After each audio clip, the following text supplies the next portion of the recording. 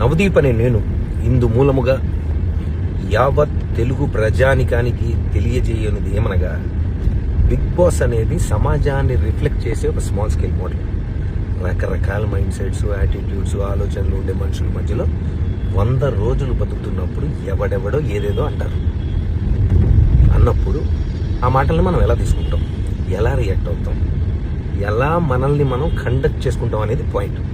దాని టెస్టే అగ్ని పరీక్ష. మాకు కంటెస్టెంట్స్ డేటా ఇస్తారు.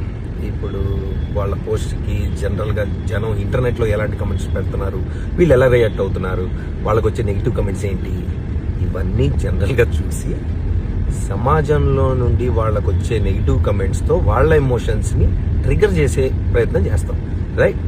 It will test their ability to conduct themselves. We have to test. ఎవడో కమెంట్ పెట్టినట్టు నేనేదో అంటాను. కంటెస్టెంట్ రియాక్షన్ ఎలాగైనా ఉండొచ్చు, పర్సనల్గా తీసుకోవచ్చు. మీ ఒపీనియన్ మీది, I like what I'm doing, I continue to be like this అనొచ్చు. అసలు నువ్వెవడరా నన్ను జడ్జ్ చేయడానికి అని కూడా అనొచ్చు. అది different people will have different approaches and reactions. Bigg Boss అగ్ని పరీక్షకి జడ్జ్ అన్నప్పుడే నాకు తెలుసు కంటెస్టెంట్ ఎమోషన్స్ని పుష్ చేసి టెస్ట్ చేయాలని. కాన్సెప్టే అది. హారర్ సినిమాకి వచ్చి నన్ను భయపెట్టదంటే ఎట్లా? ఇక్కడ కాన్సెప్ట్ ఇది. మీ పోస్ట్కి నెగిటివ్ కమెంట్స్ వస్తే నువ్వు ఎలా రియాక్ట్ అవుతావు? అగ్ని పరీక్ష. సమాజానికి ఏం మెసేజ్ అంటే నేను కాదు, బిగ్ బాస్లో పార్టిసిపేట్ చేయాలనుకునే వాళ్ళకి ఏం మెసేజ్ ఇస్తారు అని.